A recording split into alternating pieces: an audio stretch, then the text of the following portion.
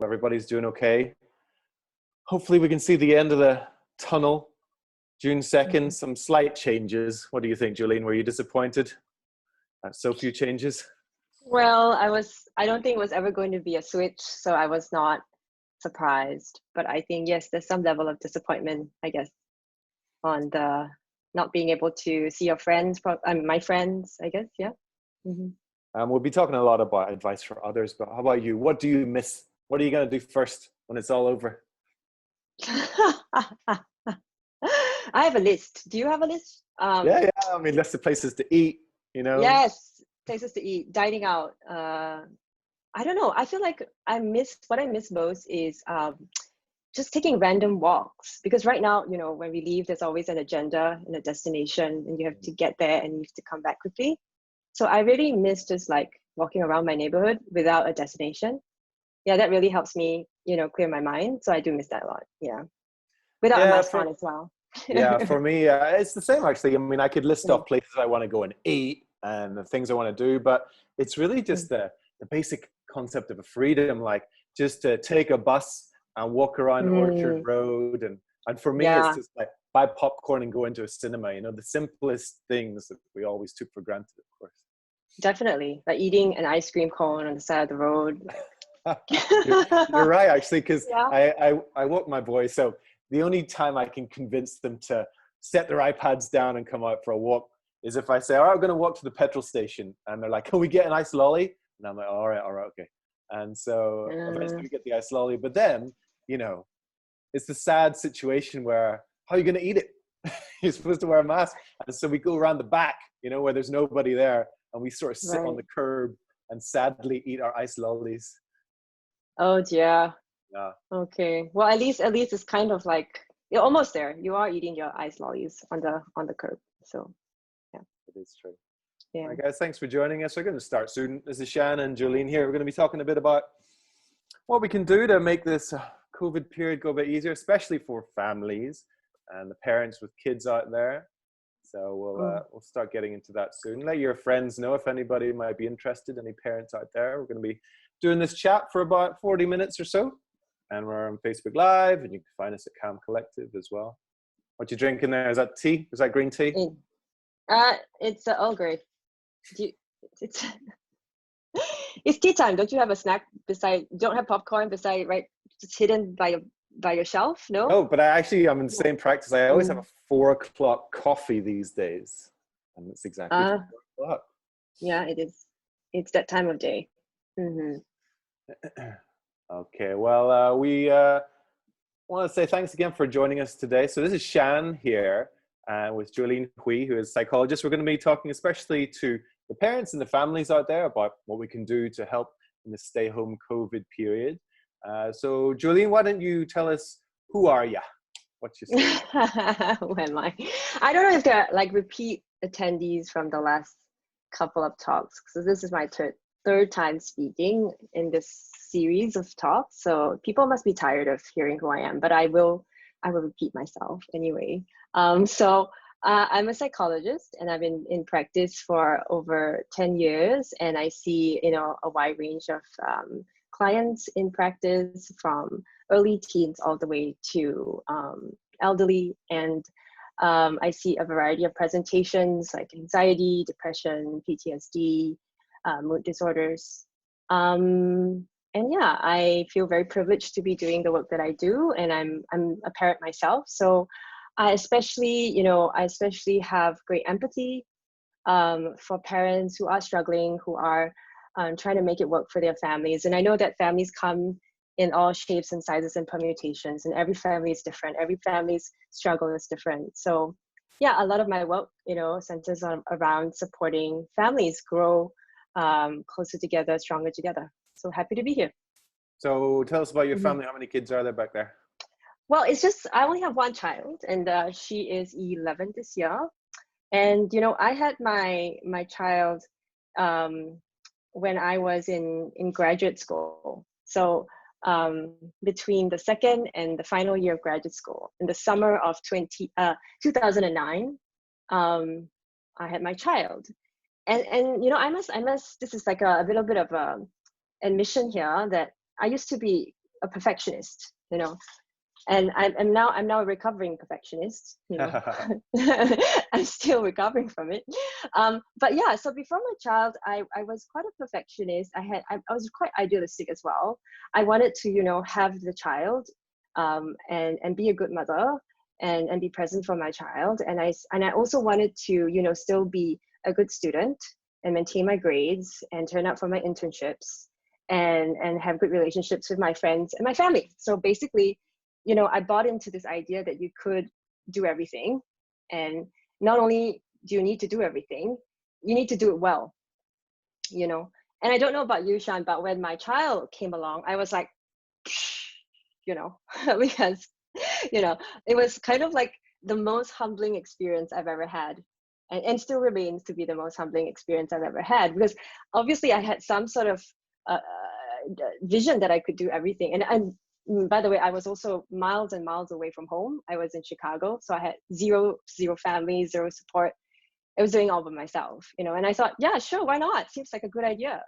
And you know, I learned really, really quickly that you know, I couldn't do everything, and I couldn't do everything at the same time, and I couldn't do everything at the same time well, you know. So I remember this really vivid memory of me staggering into the train after school, after class, trying to make it home.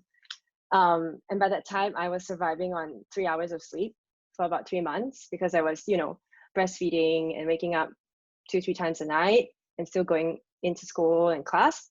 And I was completely exhausted. I don't know about you, but I think it's kind of the new parent exhaustion, you know, the special kind of exhaustion that's reserved for new parents. So, and then you realize that, yeah, I don't think I can do everything, and I don't think I can do everything well. So I think parenting has been kind of the lesson for me that I really need to manage my own expectations. Yeah. House will never be tidy again after kids come along, I feel. It will be tidy for like 10 minutes and then it's gone. So I don't think I'm being dramatic when I say that no parents in the history of time have had to live the way we have in recent months. So I presume you are talking to clients very often. So in the past couple of months, what has been the main thing that you have had to give advice on? You mean clients? Yeah, clients who are parents. I think that there's, you know, such a great strain on parents worldwide right now, because we are basically stripped of the village that we once had. And as you know, I don't think that we can do everything by ourselves. We are completely dependent on our communities and our resources. And the village is there for a reason. You know, a child needs a village to grow up in. And so I think what the effect of this isolation has been is to cut off parents, you know, from the village, from those resources and communities, the aunts and uncles and the teachers and the friends and the godmothers that we do rely on. Because what happens is that when the communities are there, that creates that structure, right? So that the parent can have a break. The parent can take that time to really recharge and rest, and then become a better parent when they return. So that, I feel, has been the greatest strain for a lot of parents, just feeling very isolated and feeling very alone in their parenting journey. In case anyone's just joined us, this is Shan here and with Jolene, and we're talking especially to the parents and the families about what we can do to get through this COVID stay home kind of period. So yes, you mentioned that parents obviously need a moment to recharge. And for me, I mean, it's undeniable that part of my day is handing over to the parent, and his name is iPad. But at the same time, all of us parents hate that our kids watch so many screens. So what would be your advice when it comes to the concept of screen time these days? Yeah, I know a lot of parents struggle with, like, I don't want my child to always be on the screen, but I have nothing else to offer. I have no viable substitute. So what can I do? I gotta work, or I gotta take a nap, or I gotta make lunch, you know? So yeah, definitely, I definitely empathize with that. I think we all parents share that same wish. I wish my child would be on the screen less, right? But realistically speaking, if you haven't had a structure for screens, or you haven't been regulating screen time pre-lockdown, I don't think that in the lockdown it would be easy for you to set those rules. So if your kids are already they don't have a habit of putting down the screen at set periods of time, then to impose something new like that would be difficult. It would be a new structure that they would have to get used to, you know. But if you do feel that that's important for you as a parent, that it really bothers you, and you do want to set some boundaries around screen time, then I would say do that negotiating with your children, right? Like, what is a reasonable amount of screen time? And of course, the child would never agree with you. I get that. I know the look, yes. You see the cock of my head there. Yes, Yeah. I know. All right, tell me, Jolene. Tell me what you think we should do. There should be some sort of negotiation with the child, you know, and to come up with a compromise on the number of hours, what is a reasonable amount of screen time, and when that is going to happen. So whether it's a block in the afternoon or it's split up morning, you know, afternoon, night, it has to be agreed. And then that's the thing, you have to enforce it consistently. That's pretty hard. Yeah, I won't lie. I see a few problems with your suggestion, but yes, okay. What are the problems? Well, because a lot of kids under a certain age don't really have a concept of time, in a sense. So when you say to them how much time is appropriate for you to watch your iPad, I mean, there's no way they're going to be able to give a good answer. But yes, I take your point that you should involve them in. Yeah. Do you think it's better to, let's say, for example, all right, at 1 o'clock and 4 o'clock, you can have it for 1 hour at a time? Or do you think it's more a case of 20 minutes and then you stop, and then another 20 minutes somewhere and then you stop? Do you think one is better? Or? This is a very specific question. Like I said, you know, I'm very careful to kind of qualify that every family is different, every parent is different. So it's actually, you have to ask yourself as the parent, do I want to stop my work after 20 minutes to go drag the iPad away from my child? Can I keep that up consistently? Do I have the energy to do that? If the answer is no, please be realistic, you know, then don't do the 20 minutes, do the 1 hour. Because it requires your participation, and you're the enforcer. So if there's no enforcer, it's not going to happen. So be realistic with what you're capable of doing. I think that's the number one thing. Yeah, that's a very good point. Excellent. If anyone is watching right now, if you want, you can type in questions. If you have any questions, Jolene could possibly answer, and we'll try and answer those at the end. So this is Shan here. I'm from radio station, actually, Kiss92. I've got two boys, by the way. 5 and 7 years old. Jolene is a psychologist. She has a daughter who's 11. Is that right? Mm-hmm. Yep. So depending on what kind of school you've been going to and what country you're in, you would have had different amounts of, let's say, e-learning or home-based learning. But that would be the second massive thing in my life. So managing screen time is the first one, and then battling every day to get through e-learning and home-based learning. So any thoughts on that? What's your experience been with that? Well, I think it's definitely a struggle for a lot of parents, especially when it first kicked off in the beginning of April, right? When we all went into the first kind of phase of circuit breaker, and there was home-based learning for about pretty much 4 weeks. Yeah. And I think this is definitely, again, in kind of a very family-specific question, because I think the difficulties are very different depending on the age group of your child. So I know that for the lower primary kids, it's all about how do I navigate this technology, right? So the parents going there, like, this is how you move the mouse, and this is the button, and this is how you upload a file. And so that, I think that steep learning curve can be very frustrating for the child and be very frustrating for the parent, right? Technology is supposed to help, but sometimes technology gets in the way of their education. So that, I feel that that's probably the frustrating thing. Yeah. And I think a lot of parents also feel like, oh, is home-based learning a good substitute for in-person learning? I think that, you know, it's definitely not the exact replication. Just like this Zoom meeting is not the same as meeting face-to-face, right? I mean, we miss that being in the same room, feeling each other's presence. So it's definitely not the best, but you know, I think this is the best that we can do for now, right? So it's about accepting the fact that even though home-based learning has a lot of, challenges and weaknesses, this is probably the best that we can do for now. Yeah, I think the upcoming challenge is re-entering school coming June 2nd, right? And then having to alternate being in school 1 week and then being at home the other week. And, I think ultimately, the biggest challenges that we've been facing throughout this COVID-19 situation is adjusting to the disruptions in schedule. So it seems like once you've already adapted to being at home, and then we've got to adapt to going back to school and then coming back. So it's basically a period of transition for everybody, including the parents. The parents are also transiting, right? So I think just be mindful that the upcoming month ahead, as long as phase 1 is in operation, I hear it could be 4 weeks or more, that during this phase 1, we are basically in another transitory period. So it's going to be, everybody's going to have to adjust again to whatever this phase 1 looks like. Yeah. And when you're talking, let's say you're talking to your daughter's 11. I mean, what kind of things are you saying about going back to school and the extra rules they're going to have? They're going to have to wear masks, which I think is it's going to be very difficult for a child to spend a day in a mask. So what sort of things should you be saying to your child at this stage?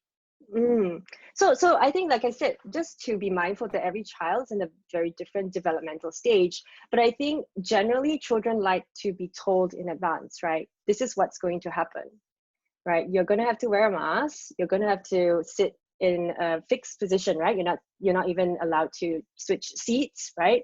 And you're supposed to maintain social distancing. So just really educating them very objectively, because I think as parents, sometimes we ourselves have difficulty accepting the situation, or we might have conflicting emotions ourselves. Maybe we don't like to send our kids back to school. Maybe we are anxious about that. Maybe we're worried about potential exposure to the virus.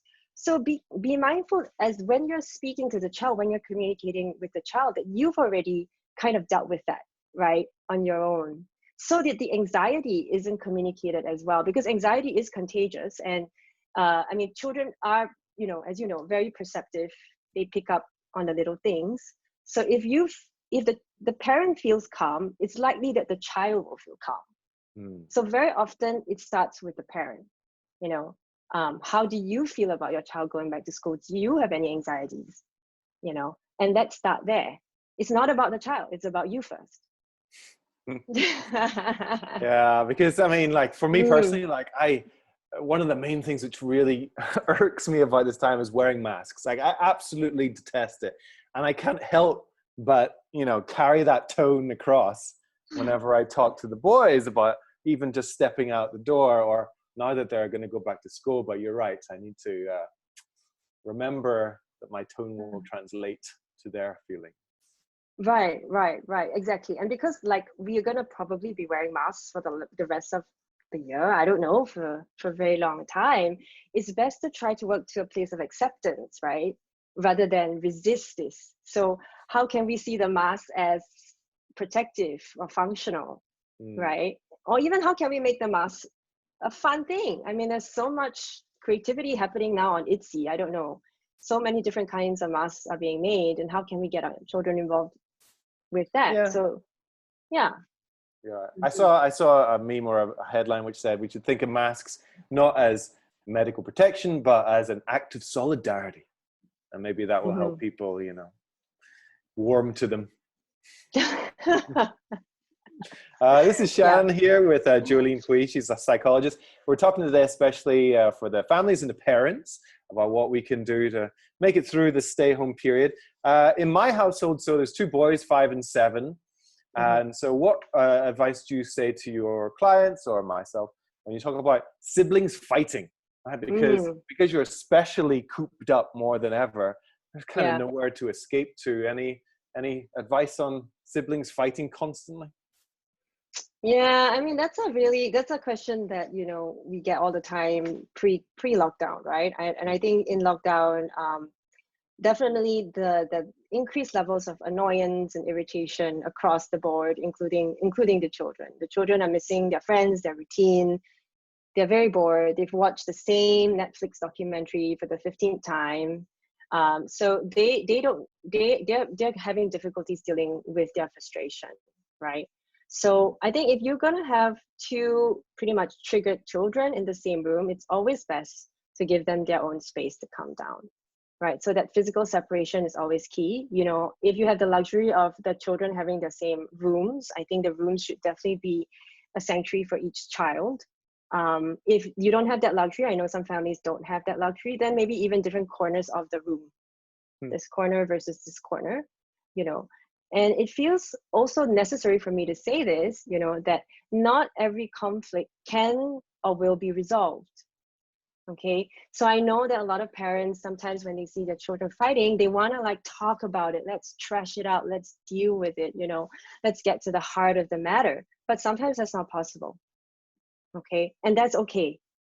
That's fine. You know, we don't have to rush the resolution. Sometimes all we can do is just to separate the two children and help them calm down, help them regulate their emotions, and that's it. That's good enough.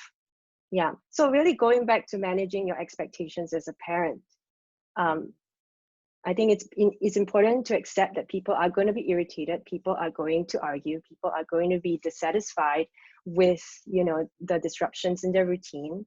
So this kind of conflict, you know, is pretty much expected, right? Yeah. So when the conflict happens, as parents, it's also important not only to manage your expectations, but also please don't take it personally, you know. This is a big one. A lot of parents feel like when something's going wrong in the household with their kids, with, you know, or with their kids' education or with their kids' health or with the sibling relationship, they tend to criticize themselves, right? I've done something wrong. I'm not a good enough parent. I must have missed something. The self-criticism goes on and on. And, you know, after parenting for some time, you know that actually doesn't help you become a better parent. The more you criticize yourself, the lousier you feel about yourself, and you can't be present with your kids. So don't take it personally. Yeah. Try to be a little bit more objective. Don't take it personally. That's a good one. If anybody's listening in, if you do have any questions or comments, you can drop them in. We'll try and address those maybe a bit later on. So this is Shan here. I'm from a radio station called Kiss92. I also have two boys, 5 and 7. I'm speaking to Jolene, who has a daughter who's 11. She's a psychologist as well. So she's often dealing with families and also parents, even before COVID came along. Here's a question from Monica, who has older kids. So her kids are in their teens, 16 and 20 actually. She says, so they, in their own right, almost as adults, are facing anxiety about the world that is going to be after COVID. How do you talk to teenagers these days then about those worries? Well, I think first of all, teenagers are in the most challenging developmental stage, right? I don't know if you remember anything about being a teen, but like for me, it was tough. You know, being an adolescent was itself a challenge because you're going through, like, basically it's a life stage with the most amount of changes.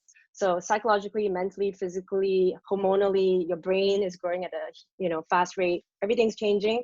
So the teen herself is going through a lot already without COVID, right?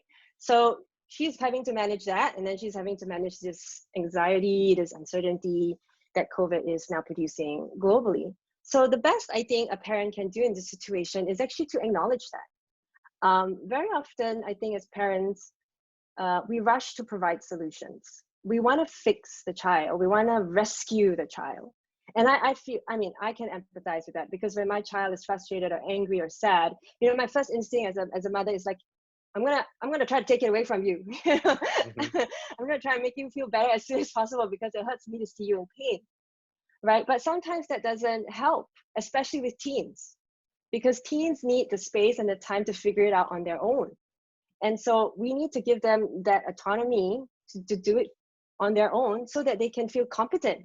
That sense of competence is super, super important for teens. They need to feel that they can do stuff on their own. And it leads, you know, it's related to self-esteem and self-confidence and self-worth and all those good stuff. So I think for a parent with teens, it's important to just meet them where they're at, you know, and to provide that safe holding space for them to scream and yell and complain and vent, and continue to acknowledge that, yeah, this actually really sucks. I am sorry that you can't see your friends. You know, I wish that you could. So really just try to express empathy, relate to the kids, try to relate without fixing. It's Hmm. very hard. Relate without fixing. Don't try to provide quick fix solutions, you know, just to stay in that uncomfortable emotion with the child, you know.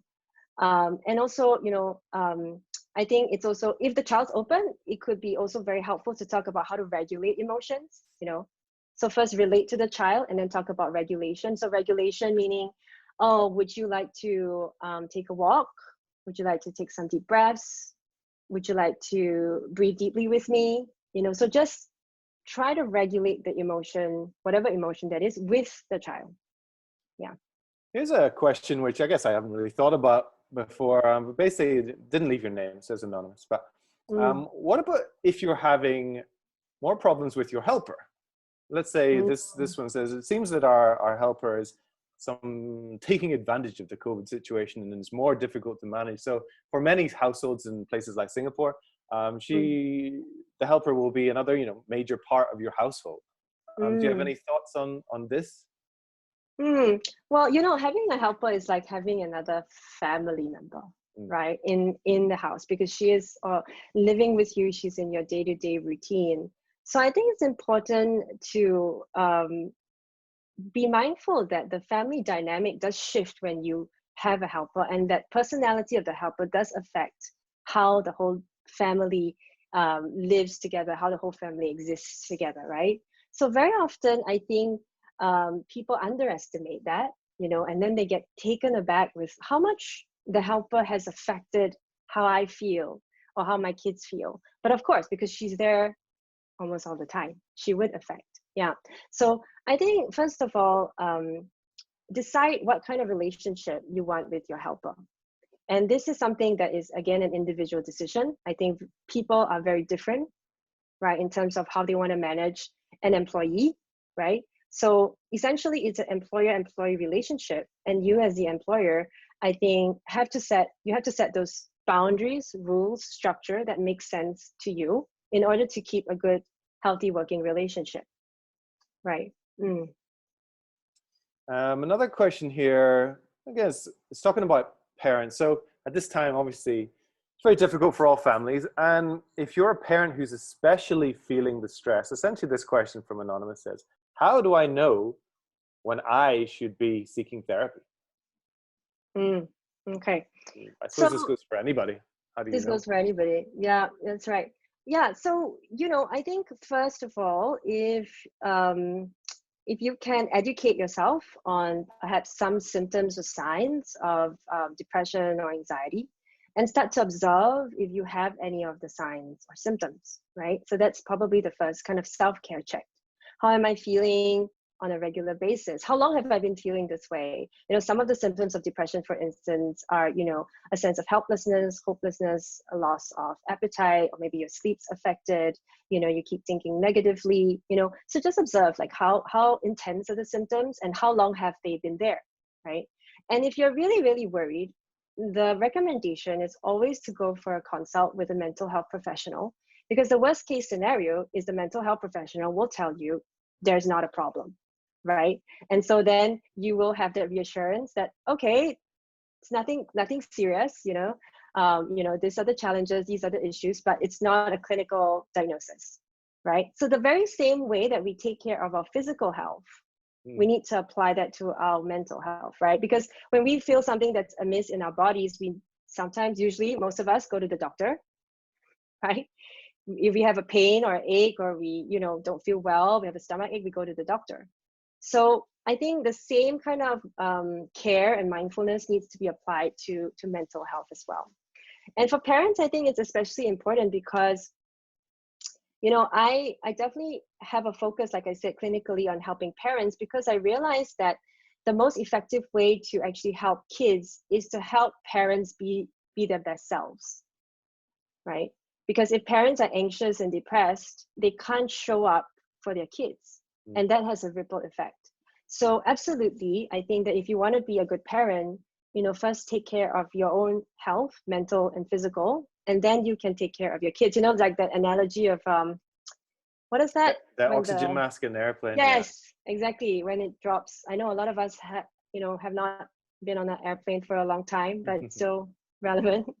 Put it on yourself, then on your child, because if you're not functioning well, you can't be a good parent. Yeah. This is Shan here. I'm with Jolene Hwee, who is a psychologist. We're talking today especially to families and the parents out there about how to make it through this COVID stay-home period. If anybody has any questions, you can just type them in. You can even remain anonymous if you want to.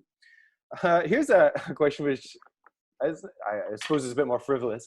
They talk a lot about, how we're distant from our relatives and our friends, but we've got so many ways to keep in contact. The technology is so amazing now. But do you find that kids should or enjoy doing Zoom calls and FaceTime calls? Because I find that my kids don't enjoy it. And I find it a big waste of time when those things are arranged by some well-meaning friend or classmate. Yeah, no doubt. I think the younger children in general have difficulties, keeping attention in general, right? And so now you're asking them to keep attention to a screen for, I don't know, 20 minutes, half an hour. It's not very interactive. So for the younger children, definitely that's definitely a challenge, right? So I think as the child gets older, they get used to this idea of Zoom. It's become a verb now, and they're Zooming with their friends, they're Zooming with their teachers, they're Zooming with therapists. So for the older set, I think they probably wouldn't have much of a problem. But so if Zoom isn't working out for you and your kid, I think that's a great observation. Then communicate that to the well-meaning friend or relative. Zoom doesn't do very well. Maybe we could keep it short and, let's connect differently. So I think one way to do it, has been good old snail mail. I don't know whether anybody sends any mail anymore, but that's always good.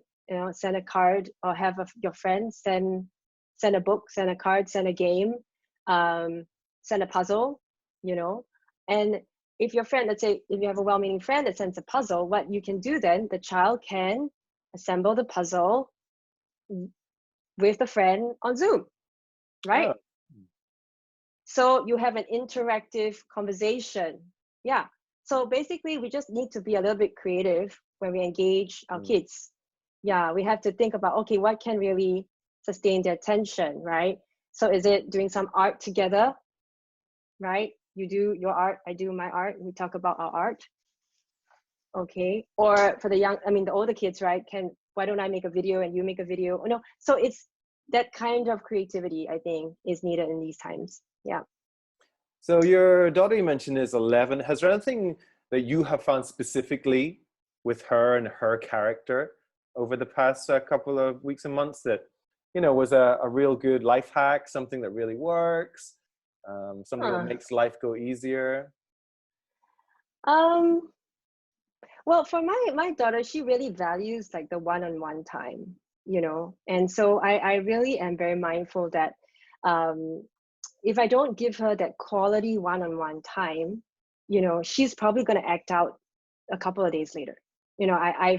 I think as parents, you need to kind of be mindful of the behavioral patterns that you see, and just keep a tab on your child. Like, okay, so if I don't connect with her really like one-to-one, not like I'm on my phone and she's on her screen. No, that's not connection, right? So really a connection, whether it's 5-10 minutes, it doesn't matter. If I don't do that, I know that she's going to feel disconnected. So I try to do that on a regular basis. And I think what has helped us is that in those moments of connection, I try to do a check-in. So I'm a big believer in, getting the child involved. So if you have a problem, like for instance, the problem of screen time, you can always put it on the table. So I would say, hey, I'm not really happy about the number of hours you're spending on your iPad. Do you have a suggestion on how we can solve that? So I put the onus on the child first without saying da da da da da da. Because what it does is that it gives the child the opportunity to be competent and autonomous. And if they provide the solution, they are way more likely to carry through the solution rather than if you give them the solution, right? So I get her like feedback and buy-in. And sometimes we also do a check-in. We're like, okay, well, what has been working well for you this week? what has not been working well for you this week. So good and bad check-in, or we can talk about what was the best thing about the day and what was the worst thing about the day. So just having these check-ins, I feel, has helped me as a parent to understand my child, and also has helped my child really feel just connected with me. Because as you know, even though we're in the same house, you know, we can all be doing our own thing, right? I can be working and she's on the iPad. So it doesn't mean that you feel connected just because you're living together. Yeah, I think that's a nice point, to try and involve them. But there must come a time when that can't apply, when your child is too young. Can you, like a 4 or 5 year old, can you involve them in those kind of questions? Definitely. You'll be surprised. I think that's the thing. Parents are surprised at how ingenious and resilient and creative their kids can be. If we don't ask them the questions, we will never know. You know, so if you've asked a question and the child can't think of an answer, that's when you give them options, right? So option A, option B, option C, which one would you like? And that's still getting the buy-in of the child. This is Shan and Jolene talking today. So if you have a question, you can type it in. There's a couple of interesting ones here. There's one question here from, well, it says AIM SG. It says, I'm currently pregnant in my 2nd trimester, and I'm worried. What do you say to those who are pregnant right now? I definitely want to extend my empathy, because this is probably, you know, a very stressful period for anyone who's pregnant. I think there are a lot of health concerns, as well as, you know, physical, psychological concerns about bringing a child into a world like this that we live in. So absolutely, it's a very stressful time. I understand that. So again, the same, I think the most important thing with, like I said, I worked previously with women who have had pre and postnatal depression. So the most important thing about infant health is maternal health. Maternal health, infant health are like disconnected, right? So if you are anxious about your birth in any way, or you're anxious about your pregnancy, you're anxious about the first 3 months of bringing the child home, please, you know, seek support, seek help from friends, family, or professionals. Don't keep it to yourself. Try to manage your stress as much as you can, you know, practice good self-care, because I think the sooner we can just acknowledge our stress, then we can then actively manage it. Yeah, so absolutely.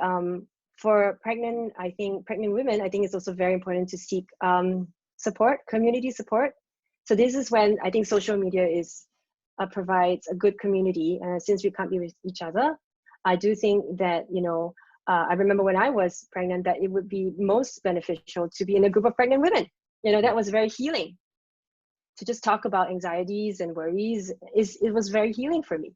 So I would encourage this person to seek out that community online. Yeah. That's good. And maybe one more here. This isn't from an anonymous, but I presume it's an older daughter. I don't know for sure, but let's imagine the daughter is maybe in her 20s. I suspect my daughter has depression and the lockdown hasn't helped. How can I talk to her about this and get her to open up about this whole situation? So, you know, as a caregiver and who has a loved one who is suffering from depression, I understand that you just want to help, that you want to make her feel better. But if your child is already an adult, you know, this is where she has to take ownership over her own mental health, you know, because we can't, for instance, if the child is over 18, for instance, we can't force someone to basically go to therapy, right? They have to be willing to come. And even when they come to therapy, they have to be willing to share, you know. So I've had a lot of teenagers which were forced to go into therapy by the school or the parent. And, you know, it was really hard because they didn't want to share and open up what was on their mind, because they had a hard time trusting somebody else. So a lot of the time, the therapy was just waiting for them to be able to trust me. So in this case, I think if you have an adult child who's going through a hard time, the best thing you can do is to communicate to this child that you are always available for her. You know, maybe she doesn't want to talk today, tomorrow, but as long as she knows that you are always there, your door is always open, and you communicate that, that's the best that you can do. The other thing that you can do is to just say, well, here are some resources if you would like them, but it's up to you, right, to follow up on these resources. And these resources could be support groups or therapists or even books or anything, any mental health resources, you know. And in the end, the onus is still on that person because that person is an adult, you know. So make everything available to this person, and then just pretty much also, I think, try to believe in the resilience of this person. Okay, this has been Shan here talking with Jolene, our psychologist. So we've been talking mainly about parenting issues at this COVID time. We're going to wrap things up soon, but I just wanted to ask, in your personal life and experience and your work as a psychologist and all the different people you see, is there it's not a golden rule, but you know, one main mantra which has helped you and helped most people that you counsel? Wow, this is a great question. Is this where I kind of this is your Dalai Lama moment, just to finish off. Reveal the 3 magical steps. Well, I don't, like I said, there's no, first of all, very mindful to again qualify, there's no template to mental health, there's no template to parenting. It's very individual, it's very specific. There are no magical 3 steps. I think, but there is an unfailing principle that does emerge again and again, that we have to always start with self-compassion. You know, if you want to be a good parent, start forgiving yourself for the mistakes that you've made. You know, if you want to be there for your kid and encourage her if she's going through a hard time, you've got to forgive yourself for maybe not being there for her when she needed it. So I think whatever you're struggling with, whether it's anxiety or depression or any other kind of mood disorder, I think very often if we can take the time to accept our decisions and be kind to ourselves, and self-compassion has been talked about endlessly, right? And sometimes it's a concept that's really hard to grasp. So I like to really distill it to the simplest form. And it's really about forgiving yourself when you screw up. That's essentially it. You know, can you forgive yourself when you make those mistakes? Because we're going to make mistakes as parents every single day. And as individuals as well, we are, you know, life happens, you know, COVID happens, not just COVID, but like everyday stuff happens. So the more we can accept those mistakes and forgive ourselves for that, then we will be in a better place mentally and psychologically, emotionally for ourselves, and then for our relationships. So I feel like that's probably that one overarching principle. Very nice. I like that. Because I mean, we often hear the term self-love a lot, but actually in some ways I like the phrase self-compassion a bit more, which is what you finished. All right, so Jolene, thank you so much for talking to us today. No problem. Bring this to a close here, but of course, let your friends know Calm Collective is online, you know, offering help during this difficult period. And this has been Shan here with Jolene Hwee, psychologist, and see you next time. Thanks. Take care, guys. Bye.